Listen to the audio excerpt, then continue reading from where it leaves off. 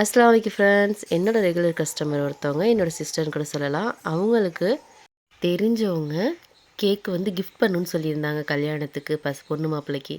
அதுக்காக 5 KG cake order பண்ணியிருந்தாங்க. நான் 6 கேஜியாவே செஞ்சு கொடுத்துருந்தேன். அவங்களுக்கு இதை பார்த்து ரொம்ப பிடிச்சிருந்துச்சு. எனக்கும் சந்தோஷமா தான் இருந்துச்சு.